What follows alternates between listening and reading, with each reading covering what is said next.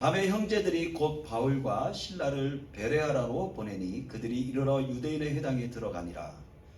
베레아에 있는 사람들은 데살로니가에 있는 사람들보다 더 너그러워서 건전한 마음으로 말씀을 받고 이것이 그러한가 하여 날마다 성경을 상고하므로 그 중에 믿는 사람이 많고 또 헬라의 귀부인과 남자가 적지 아니하나 데살로니가에 있는 유대인들은 바울이 하나님의 말씀을 베레아에서도 전하는 줄 알고 거기도 가서 무리를 움직여 소동하게 하거늘 형제들이 곧 바울을 내보내어 바다까지 가게 하되 실라와 디모데는 아직 거기 머물렀더라.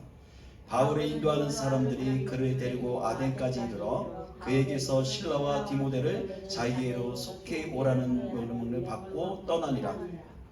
바울이 에덴에서 그들을 기다리다가 그 성에 우상이 가득한 것을 보고 마음에 격분하여 회당에서는 유대인과 경건한 사람들과 또 장터에서는 날마다 만나는 사람들과 변론하니. 아멘. 자, 오늘 제목은 우리의 결론은 항상 말씀이어야 합니다 라는 제목으로 사도행전 17장 말씀을 같이 나누려고 합니다. 여러분, 하나님의 백성은 누구를 뜻하는 걸까요? 하나님의 백성은 누구를 말하는 걸까요? 믿는 자. 하나님을 믿는 자. 그렇죠? 하나님을 믿고 하나님의 통치를 받고 하나님을 따르는 백성들을 하나님의 나라요 백성이라고 말씀하신다는 거예요. 근데 여러분, 하나님의 백성은 결론이 무엇이 되어야 합니까? 결론은 말씀이 되어져야 한다는 거예요. 종교개혁을 했던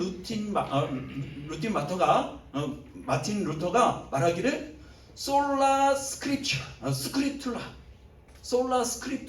오직 성경으로라는 구를 외치셨어요.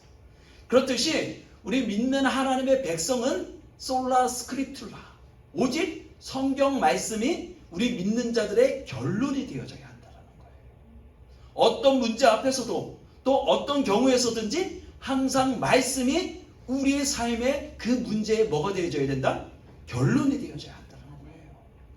여러분, 우리는 우리의 경제와 우리 경제적 풍요와 쾌락을 누리기 위해서 하나님도 섬기고 바알도 섬깁니다. 하나님의 말씀을 알기는 알되 우리는 말씀을 행하지 않습니다. 그리고 심지어는 우리의 신앙의 양심을 파가버리기도 합니다. 오늘 본문에 보니까 바울 일행이라고 하면 실라와 디모데와 함께 제2차 전도 여행을 떠나게 되었다는 거예요. 그들이 2차 전도 여행 중에 이제 오늘 본문에 보니까 데살로니가 지역에 이르러서 복음을 전하게 되었는데 그들의 가운데 복음을 전하는 가운데 적지 않은 소동이 일어나게 되었어요. 그래서 그들이 그곳 가운데 핍박을 받고 이제 우리가 그곳을 피하여 이제 바울 일행이 실라와 디모데 일행이 함께 베레아 지역으로 이동하여 그곳에서도 동일하게 하나님의 복음을 전하게 되었다는 거예요. 여기서 우리가 알 수 있는 것은 바울과 디모데와 실라가 그들이 행했던 것은 무엇이냐면 늘 한결같이 핍박이 있어도 하나님의 말씀을 들고 그들이 있는 곳이라면 또 그들이 발에 닿는 곳이라면 하나님의 말씀을 어떻게 하는 거예요? 증거했다는 것을 우리가 볼 수가 있다는 거예요. 여러분, 그렇듯이 믿음의 사람들은 우리가 발길이 머무는 그곳, 내가 일하는 그곳, 내가 삶이 있는 그곳에서 뭘 해야 된다는 거예요? 복음을 증거하는 일에 멈춤이 없어야 한다는 거예요. 꼭 사람들을 모아놓고 예배를 드리고 설교 강론을 하는 것이 아니라 그들 가운데 복음을 전하고 생명을 전하고 하나님의 나라에 대해서 선포할 때 그곳 가운데 영혼이 일어나고 새 생명이 다시 일어나게 되는 것이죠. 그래서 이들도 이제 회당에 들어가서 유대인의 회당에 들어가서 복음을 전하게 되었다는 것이죠. 근데 보니까 데살로니가 지역에 가서는 복음을 전할 때 적지 않은 소동이 일어났단 말이에요. 정말로 저들이 전하는 복음이 진짜인지 아닌지를 모르기 때문에 우리는 일단은 뭐 하는 거예요? 저들의 복음을 배척하고 보는 거예요. 유대인들이 믿었던 그 복음을 자기들만의 복음으로만 인식하고 다른 복음을 받아들이지 않았다는 것이죠. 근데 오늘 본문에 보니까 이 베레아 사람들이 하나님의 말씀을 들을 때 그들의 태도가 어떠했는지에 대해서 명확하게 나와 있다는 거예요. 여러분 성경 11절 한번 보겠습니다. 제가 읽어드릴게요. 베레아에 있는 사람들은 데살로니가에 있는 사람들보다 더 너그러워서 간절한 마음으로 말씀을 받고 이것이 그러한가 하여 날마다 성경을 상고함으로 되어 있어요. 베레아 사람들은 데살로니가 사람들보다 마음이 어땠다는 거야? 더 너그럽다라고 했어요. 그들의 마음이 유했다는 것이죠. 어떤 복음이든 받아들일 자세가 되어 있었다는 거예요. 근데 그들이 간절한 마음으로 하나님의 말씀을 정말로 간절한 마음으로 아이가 마치 엄마의 젖을 사모하듯이 그들이 간절함으로 목마름으로 그 말씀을 받고 그것이 그냥 단순하게 받아들인 것으로만 단순한 믿음으로 받아들인 것으로만 끝난 것이 아니라 뭐 했다는 거야? 이것이 그런가 하여 이것이 진짜인가 하여 뭐 했다는 거야? 날마다 성경을 상고함으로 라고 되어 있어요. 이 말은 뭐 했다냐면 상고하다는 말은 어원적으로 보면 조사하다, 검토하다, 신문하다 라는 뜻이 있어요. 그러니까 바울과 실라와 디모데가 전한 복음이 진짜 복음인지 아닌지를 뭐 했다는 거예요? 그들이 성경을 통해 그것을 낱낱이 살펴보았다는 거예요. 그럼 이들이 가지고 있었던 성경은 어떤 성경일까요? 이들이 가지고 있던 성경, 그 당시에 갖고 있던 성경은 어떤 성경일까요? 바로 올드 테스트먼트. 오직 구약 성경을 가지고 바울과 실라와 디모데가 전한 복음이 진짜인지 아닌지를 그들이 하나님의 말씀이 올 때 사모함으로 받았지만 그것이 진리의 말씀인지를 뭐 한다는 거야? 분별했다라는 거예요. 여러분, 우리가 하나님의 말씀이 선포되면 정말로 순수한 믿음을 가진 사람들은 그것을 순수하게 받아들이는 경우가 있어요. 물론 그 순수하게 받아들인 믿음을 통해서 열매를 맺는 사람들도 있고 성장하는 사람들도 있어요. 그렇지만 대중 요즘은 이단이 복음을 뿌리는 경우가 있다는 거예요. 복음 같은 복음, 정말 비슷한 복음을 다른 복음을 우리에게 전하는 경우가 있다는 거예요. 우리가 그 복음을 받아들이게 되면 어떻게 되는 거예요? 우리도 다른 복음을 갖게 되는 거예요. 그래서 이들은 혹시 바울과 실라와 디모데가 이 전해준 말씀이 진짜인지 아닌지를 정확하게 알 수 있는 그 기준이 뭐가 되는 거예요? 기록되는 하나님의 말씀이잖아요. 그래서 이들이 성경, 구약 성경을 가지고 날마다 모여서 바울이 전한 복음의 말씀이 진짜인지 아닌지를 연구했다는 거예요. 여러분, 우리에게도 그것이 필요하다는 거예요. 물론 제가 여러분들에게 가짜적인 복음을 전하는 건 아니겠지만 인간적으로 전할 때는 실수가 할 수도 있잖아요. 그렇죠? 어떤 아는 사실을 잘못 말할 때도 있어요. 제가 이렇게 설교를 들어보면. 근데 그것은 어떻게 되는 거예요? 우리가 성경을 통해 기록된 말씀을 통해 그것이 그러한가 아니한가를 뭐 해야 된다는 거예요? 내가 읽고 그것을 기준을 삼아 판단해야 한다는 거예요. 베레아에 있는 유대인들은 하나님의 말씀을 사모하고 간절한 마음은 있었지만 예수가 구원자라는 사실을 쉽게 받아들일 수가 없었어요. 왜 이랬을까? 이때 유대인들은 뭐예요? 구약 성경에 기록된 것처럼 정말로 약속된 메시아가 이 땅에 짜잔하고 나타날 때까지 다른 것은 다 가짜다. 받아들일 수 없다. 지금까지도 그래서 유대인들은 다른 복음을 믿는 거잖아요. 그렇죠? 아직 오시지 않은 메시아를 기다리고 있는 거잖아요. 시오니즘. 그렇죠? 그래서 이들도 또한 이들이 전한 복음을 쉽게 받아들일 수가 없었어요. 왜냐하면 바울이 전한 복음은 예수 그리스도께서 우리를 위해서 십자가에 죽으시고 부활하셔 우리를 다시 데리러 오신다는 그 복음이었기 때문에 이들은 이 복음을 쉽게 받아들일 수가 없었다는 거예요. 2000년 전에 약속된 그 메시아가 이 메시아인지를 이들은 확신할 수가 없었다는 거예요. 그러면서도 왜 이들은 간절함으로 하나님의 말씀을 받고 왜 이 말씀이 그런가 그렇지 아닌가를 왜 이들은 판단했을까요? 왜 그랬을까요? 결론적으로는요, 이들 중에도 이 말씀을 듣고 뭐야? 신앙을 새롭게 결단하는 사람들이 일어났기 때문이에요. 진리의 말씀을 듣고 그들 가운데 많은 사람들이 적지 않게 결단을 하고 회심을 하고 예수 그리스도를 받아들이는 사건들이 이들 모임 가운데 일어났기 때문이에요. 여러분, 진리의 말씀은 어느 곳에 선포가 되든지 뭐가 일어나요? 그곳 가운데 변화가 일어날 수밖에 없는 거예요. 거짓이 있는 곳에 진리의 말씀을 선포하게 되면 그곳 가운데 거짓이 어떻게 되는 거예요? 진리로 바뀌는 거예요. 사망이 어떻게 되는 거예요? 생명으로 바뀌어지는 거예요. 어둠이 어떻게 되는 거예요? 밝은 빛으로 드러나게 되는 거예요. 하나님의 말씀이 그들 가운데 선포되니까 그들 가운데 적지 않은 무리들이 하나님의 말씀을 받아들이고 구세주를 나의 예수로 받아들이고 뭐 하는 거예요? 회심하고 예수를 받아들이게 되었다는 거예요. 그 12절에 보니까 이렇게 돼 있어요. 그들 중에 믿는 사람이 많고 또 헬라의 귀부인과 남자가 적지 아니하나라고 말하고 있어요. 하나님의 말씀을 듣고 많은 헬라인들이 회심했을 뿐만 아니라 그들 중에 귀족, 좀 이렇게 신분이 높은 귀부인들도 그 말씀을 듣고 어떻게 했다는 거예요? 회심을 했다는 거예요. 복음을 받아들였다는 거예요. 그리고 그들 가운데 있는 남자들도 복음을 받아들이고 그들 가운데 변화가 일어나기 시작했다는 거예요. 여러분, 오늘 우리가 베레아 사람들이 하나님의 말씀을 전파될 때 그 말씀을 정말로 간절함으로 받아들이고 그들이 그들 가운데 진리 대신 예수 그리스도를 받아들일 때 변화가 일어났다면 우리 안에도 뭐가 있어야 된다는 거예요? 하나님 말씀을 뭐 하는 마음이 있어야 된다는 거예요. 간절함으로 받는 마음이 있어야 한다는 거예요.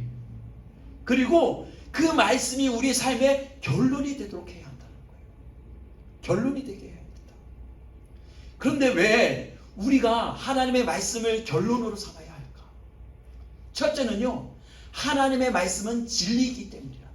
진리이기 때문에. 요한복음 17장 17절에 이렇게 말해요. 그들을 진리로 거룩하게 하옵소서. 아버지의 말씀은 진리입니다. 이 말씀을 누가 하셨는지 아세요? 바로 예수님께서 하신 말씀이에요.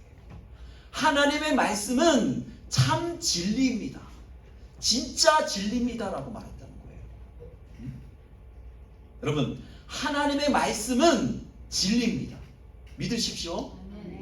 우리가 이것을 믿지 아니하면 우리가 오늘 이 성경을 읽고 같이 나누고 하는 이 모든 것들이 의미가 없는 거예요. 나는 성경을 믿지 못해. 그러면 다시 시작해야 돼요. 근데 오늘 우리가 같이 예배를 드리는 우리 모든 분들은 뭐예요? 성경이 하나님의 말씀인 것을 우리는 100% 믿는 사람들이잖아요. 그렇죠? 하나님의 말씀이요, 진리의 말씀이요, 우리를 하나님께로 인도하는 생명의 말씀임을 우리는 믿고 고백하는 사람들이에요. 여러분, 하나님의 말씀이 단순히 우리에게 유익을 주고 좋은 말씀이라면 우리의 삶의 결론이 될 수 있을까요? 없을까요? 될 수가 없어요. 여러분, 여러분들이 살아오시면서 내가 여태까지 읽었던 책 중에 기억나는 책들이 있으세요? 있죠? 그 책들 가운데 내가 기억하는 책들은 뭐예요? 종종 나에게 진리가 되거나 나에게 굉장히 유익이 됐던 책들이잖아요. 그죠? 근데 그 책이 여러분들의 삶의 결론이 될 수가 있을까요? 없을까요? 여러분들이 읽었던 책들이 여러분들에게 결론이 될 수가 없어요. 우리가 가지고 있는 성경은요, 그냥 단순하게 우리에게 유익을 주고 정말로 단순하게 우리에게 교훈을 주는 책이 아니라 이 말씀은 우리에게 뭐 하는 거예요? 우리가 읽으면 읽을수록 예수 그리스도께로 더 가까이 이끄는 생명의 말씀이요, 또 우리에게 어떻게 살아가야 할지를 명확히 보여주는 생명의 말씀이란 말이에요. 그렇기 때문에 이 성경 말씀은 진리라는 거예요. 그냥 우리가 좋게 생각하는 책들이 우리의 삶의 결론이 될 수가 없다는 거예요. 우리의 삶의 결론이 될 수 있는 것은 뭐예요? 결국은 성경밖에 없다는 거예요. 오직 성경밖에 없다는 거예요. 두 번째는 하나님의 말씀은 변하지 않기 때문이라는 거예요. 이사야서 40장 8절에는 이렇게 말하고 있어요. 풀은 마르고 꽃은 시드나.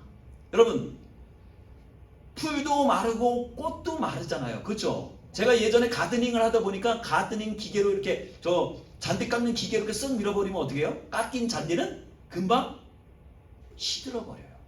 꽃도 마찬가지예요. 우리 하나님의 말씀은 영원히 서리라 라고 말해요. 영원히 변치 않는다라고 말해요. 이 기록된 말씀이 하나님이 오늘은 야, 이 말씀이 아니다. 내가 예전에 했던 말이 아니다. 실수. 그리고서 딱 고쳐요. 그러면 이 성경 말씀이 우리에게 진리의 말씀이 될 수 있을까요? 없을까요? 될 수가 없어. 근데 하나님의 말씀은 2000년 전이나 지금이나 늘 동일하신 말씀이고 하나님께서 우리의 삶 가운데서 하나하나 둘씩 그것을 뭐예요? 성취해 나가고 계시다는 거예요. 변함없이. 여러분, 성경이 기록된 책들 가운데 성취되지 않은 내용이 없어요. 모든 내용들이 우리의 삶 가운데 성취되어지고 이루어지고 하나님께서 우리에게 오시고 그 모든 것들이 예언되어졌던 일들이 하나둘씩 우리의 삶 가운데서 실제로 일어나고 있다는 거예요. 그렇지만 그 진리는 어떻게 되고 있어요? 예전이나 지금이나 뭐하다? 변치 않는다는 거예요. 하나님의 말씀도 변치 않을 뿐만 아니라 그 하신 하나님도 변치 않으시는 분이시라는 거예요. 응? 우리를 사랑하겠다라고 선포하신 하나님의 사랑이 변개치 않는다라고 하시잖아요. 인간의 사랑은 변할 수 있잖아요. 인간이 한 말은 쉽게 변할 수 있잖아요. 그렇죠? 어떤 작가가 글을 훌륭하게 써놨다 할지라도 나중에 노년이 되어서 그 삶을, 그 말을 바꿔버릴 수는 있잖아요. 그렇지만 하나님의 말씀은 변함이 없어요. 그 하나님도 변함이 없으세요. 왜일까요? 하나님의 말씀이 진리이기 때문이라는 거예요. 우리가 너무도 잘 알고 있지만 하나님의 말씀이 변하지 않고 하나님의 말씀이 진리인 것을 알지만 우리는 이 말씀을 어떻게 해요? 때때로 믿기는 믿지만 뭐예요? 진짜 나의 삶 가운데 진리로 변치 않는 말씀으로 받아들이지 못하는 경우가 있어요. 그렇지만 여러분, 우리가 하나님의 말씀을 진리로 받아들여야 돼요. 변치 않는 하나님의 약속으로 받아들여야 돼요. 그럴 때 실제로 우리의 삶 가운데 뭐가 일어나는 거예요? 변화가 일어나기 시작한다는 거예요. 여러분, 우리가 인생을 살아가면서 우리의 삶의 결론을 무엇으로 내리시고 계십니까? 혹시 우리의 삶의 결론을 나의 경험, 나의 지식, 나의 생각, 나의 감정으로 삼고 계시지 않습니까? 저는 여러분들에게 거듭 말씀드립니다. 우리의 삶의 결론은 뭐가 되어져야 된다? 하나님의 말씀이어야 된다. 내 생각과 경험과 그 모든 것들이 그렇다 할지라도 하나님의 말씀이 그렇지 않다라고 하면 우리는 어떻게 돼요? 과감히 포기할 수 있어야 하는 것이에요. 여러분, 그리스도인은 하나님의 말씀이 우선되는 삶을 사는 사람들이에요. 내가 그리스도인이라고 하면서 여전히 하나님의 복음을 믿는 자라고 하면서 여전히 내 삶 가운데 내가 주인이 되어져서 내가 먼저 모든 것을 결단하고 판단하고 그 뒤에 하나님을 찾는 삶이라면 우리는 그리스도인이라고 말할 수 없어요. 하나님 앞에 떳떳하게 말할 수 없어요. 말씀과 삶을 따로 분리하는 사람은 결코 말씀을 결론으로 삼을 수 없습니다. 어떤 분이 쓰신 글 가운데 이런 책이 있어요. 교회 주인은 사람이 아니다라는 책이 있는데 그 책에 보면 이런 질문이 나옵니다. 20년 동안 교회를 다닌 사람과 1년 되는 사람 중에 교회에서 누가 더 교만할까요? 라는 질문이었어요. 헌금을 많이 한 사람과 적게 한 사람 중에 누가 더 교회에서 교만할까요? 여러분, 20년 다닌 사람과 1년 다닌 사람 중에 누가 더 교만할까요? 20년 다닌 사람. 헌금을 적게 한 사람보다 헌금을 많이 한 사람, 어느 사람이 더 교만할까요? 그렇죠? 여러분, 근데 희한하잖아요. 우리가 정말로 하나님의 복음을 믿고 복음 안에 들어가 있는 사람이라면 신앙의 성숙을 이루어서 더 겸손해져야 되는데 왜 우리의 신앙의 연수가 높아지면 높아질수록 우리의 신앙은 더 교만해질까요? 우리는 모든 것이 하나님으로부터 왔다라고 고백하는데 왜 우리는 헌금을 많이 하면 많이 할수록 우리의 신앙은 더 교만해질까요? 그것은 뭘까요? 그 사람의 결론은 뭐예요? 결국은 하나님의 말씀이 아니라 내 자신이었기 때문에. 여러분, 우리 기독교는 하나님을 믿으면 믿을수록 우리 자신은 뭐예요? 더 작아질 수밖에 없어요. 내 자신이 얼마나 비참한 인간인가를 깨닫게 되는 거예요. 내 자신이 정말 아무런 힘도 없다는 것을 알게 되는 게 기독교예요. 근데 왜 교회로 오면 왜 목에다 힘을 주고 더 이렇게 자기 자신을 드러내려고 할까요? 그것은 복음이 아니에요. 그건 신앙이 아니에요. 그 삶은 하나님의 말씀을 결론으로 삼지 않았기 때문이에요. 하나님께서는 교만한 자를 대적하신다라고 말씀하세요. 그런 자를 내가 내치겠다라고 말씀하세요. 그런데도 왜 우리는 우리 교회 안에서 우리의 어깨를 내세우고 우리의 목을 꼿꼿이 세우는 걸까요? 그것은 하나님의 말씀이 선포되어지고 그 말씀을 듣되 그 말씀과 나의 삶을 분리하기 때문이에요. 하나님의 말씀은 좋은 말씀이니까 아멘으로 받되 나의 삶은 내가 알아서 살게요 라고 되어지니까 당연히 그럴 수밖에 없는 거예요.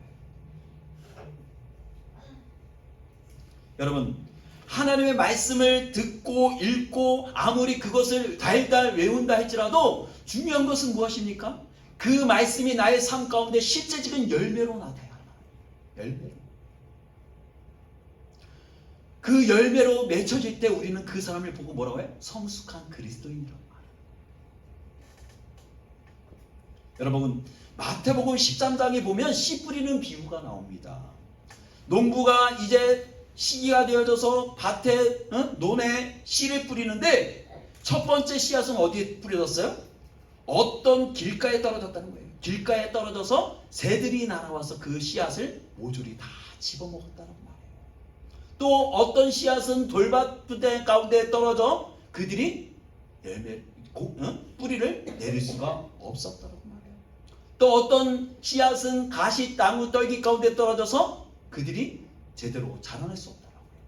마지막 씨앗은 어디에 떨어졌어요? 좋은 옥토밭에서 떨어졌다고 하죠. 그래서 그들이 그 가운데 30배, 60배, 100배의 열매를 맺었다고 말하고 있어요. 여러분, 여기에서 공통점은 뭘까요? 공통점이 뭘까요? 이 비유, 4개의 비유 가운데 공통점이 뭘까요? 예? 씨앗, 하나님의 능력의 말씀이 그들 가운데 동일하게 떨어졌다는 거예요. 그런데 여러분, 하나님의 능력의 말씀이 아무리 능력 있는 말씀이고 살아있는 운동력 있는 말씀이라 할지라도 동일하게 떨어졌어도 그 말씀을 아멘, 정말 그 말씀이 그렇다, 진리의 말씀으로 받아들이고 그것을 믿고 행하는 사람은 좋은 옥토밭에 떨어져서 좋은 열매를 맺을 수밖에 없다는 거예요. 그렇지만 능력이 있고 생명이 있는 말씀이 동일하게 떨어져서 어떤 데는 가시밭에, 어떤 곳은 길가에 떨어지고 어떤 곳은 돌밭에 떨어져서 그들이 열매도 맺지 못하고 자라나지도 못하고 그들 가운데 죽었단 말이에요. 여러분, 그 말씀을 결론으로 믿고 사는 사람들은 뭐예요? 좋은 옥토밭에 마음을 가지고 있는 사람이에요. 정말 그 말씀이 나의 삶 가운데 생명이 되어지고 나의 삶의 결론이 되어지는 사람들은 그 삶이 하나님의 말씀이 기준이 되어지기 때문에 좋은 열매를 맺을 수밖에 없어요. 그렇지만 나머지 세 밭은 뭐예요? 자기가 기준이 되어지고 나의 경험이 기준이 되어지고 삶에 여러 가지 영향을 받고 그러다 보면 나의 그 신앙의 열매가 제대로 자랄 수가 없는 거예요. 여러분, 우리가 하나님의 말씀을 읽는 것도 중요하지만 뭐 해야 된다? 그 말씀이 우리의 삶의 결론이 되어져야 됩니다. 결론이 되어져야 됩니다.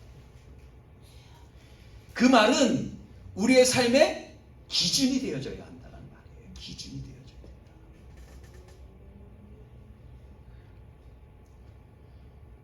말씀을 듣는 가운데 나는 이 말씀이 어려워. 목사님이 전하시는 말씀이 어려워서 나는 이 말씀을 이해할 수 없어. 라고 말하는 사람들도 있을 거예요. 그렇지만 뭐 해야 돼요? 오늘 베레아 사람들처럼 그 말씀이 그런가 하여 뭐 해야 된다는 거예요? 연구하고 그것을 또 찾아봐야 한다는 거예요. 그래서 그 말씀이 나의 기준이 될 수 있게끔 우리는 뭐 해야 된다는 거예요? 수고를 아끼지 않아야 한다는 거예요. 여러분, 사도 바울에게는 육체의 가시가 있었어요.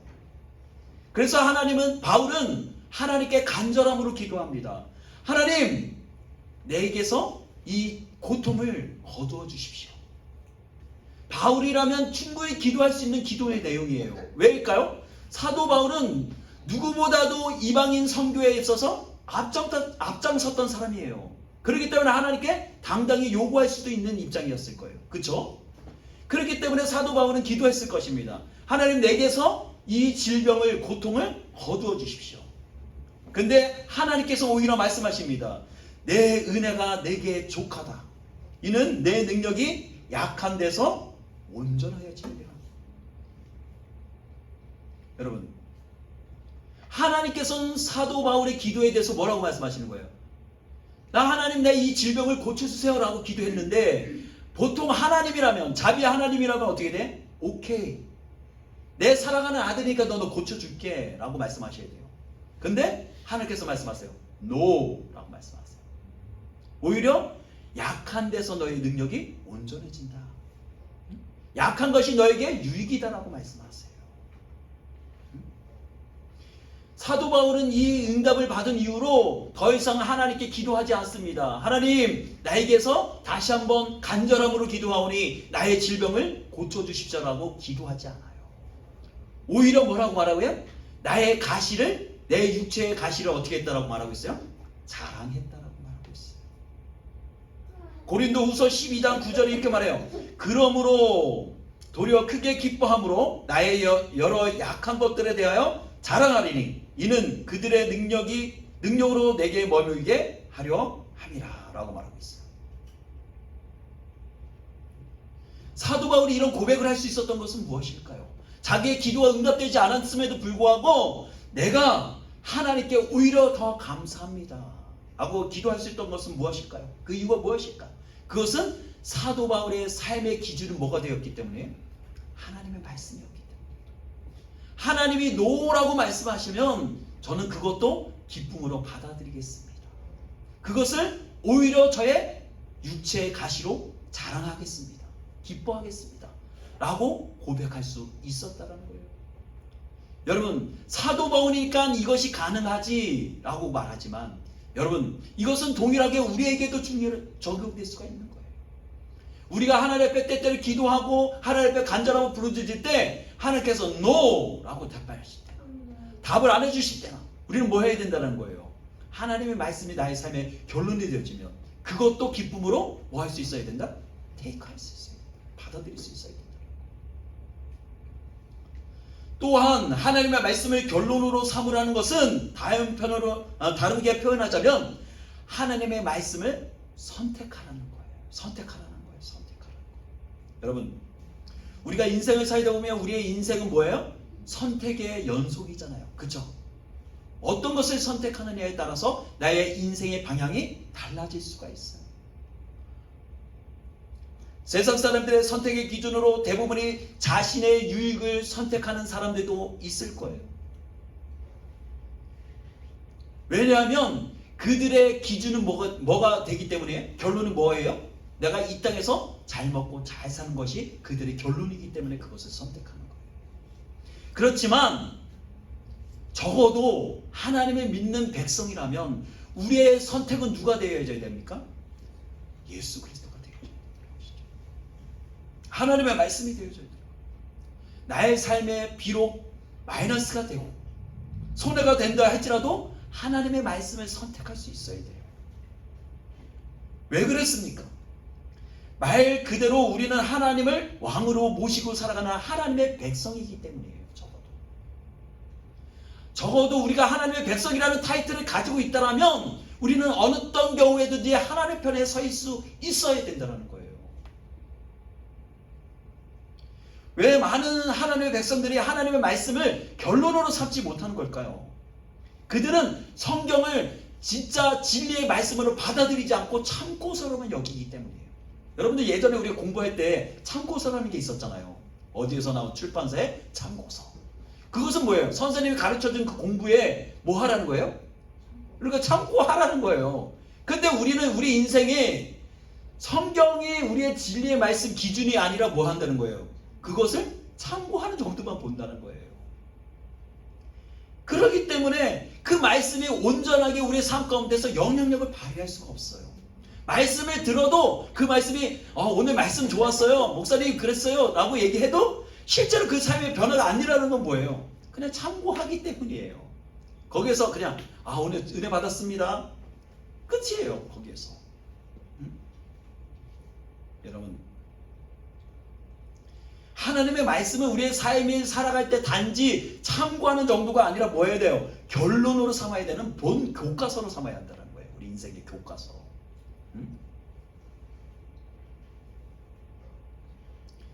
요한복음 1장 14절에 이런 말씀이 있어요. 말씀이 육신이 되어 우리 가운데 거하심에 우리가 그의 영광을 보니 아버지의 독생자의 영광이요 은혜와 진리가 충만하더라.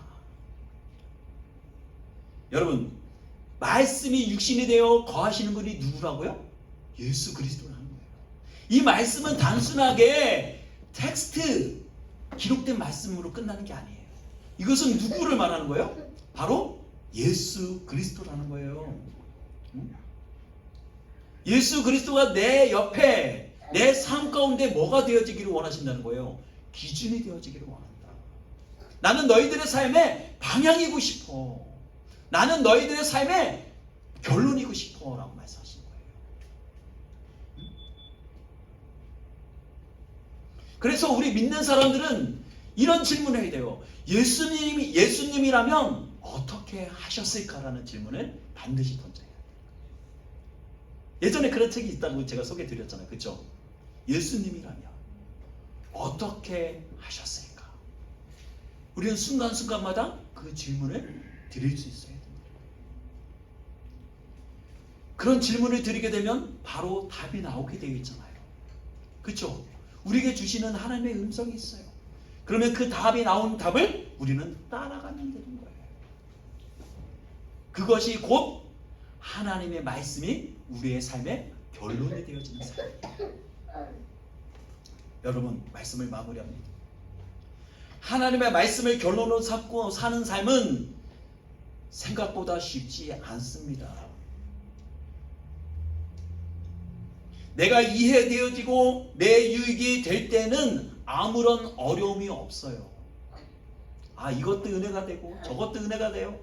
내 자녀가 잘 될 때는, 또 내가 건강할 때는, 나의 사업이 번창할 때는 이것도 받아들여지고 저것도 다 업세트가 돼요. 문제는 뭐예요? 나에게 일어나는 일, 나에게 당하는 고난, 나에게 닥치는 시련들이 엄청날 때 그 문제가 말씀으로 해석되어지지 않을 때 우리는 우왕좌왕하게 된다는 거예요. 그래서 하나님의 말씀을 기준으로 삼고 결론으로 삼기 쉽지 않다라는 거예요. 그렇지만 그리스도인은 뭐 해야 된다? 그럼에도 불구하고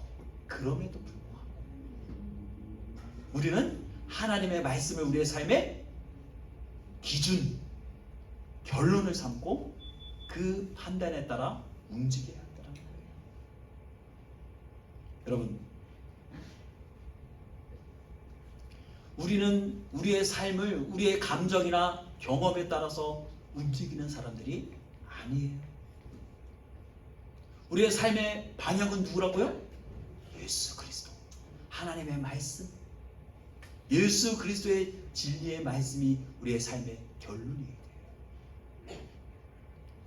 그래서 우리 그리스도인의 삶은 뭐라고 말하냐면 성경으로 해석되어지는 삶이다.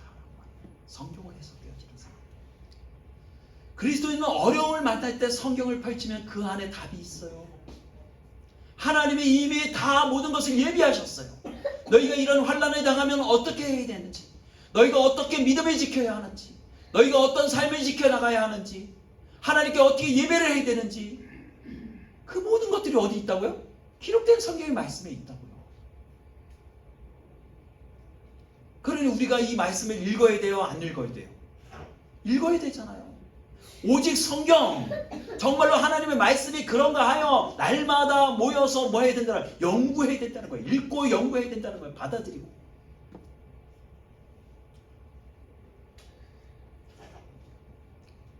하나님의 말씀이 머리로만 지식으로만 전해질 게 아니라 뭐 해야 된다? 3cm 밑에 있는 가슴으로 내려와야 돼요. 그러면 뭐가 일어나요?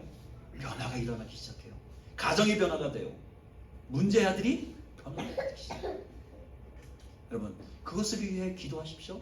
그것을 위해 말씀을 보시고 말씀이 여러분들의 삶을, 또 여러분의 자녀의 삶을, 여러분들의 모든 삶의 방향과 기준과 결론이 되시기를 주님의 이름으로 축원합니다.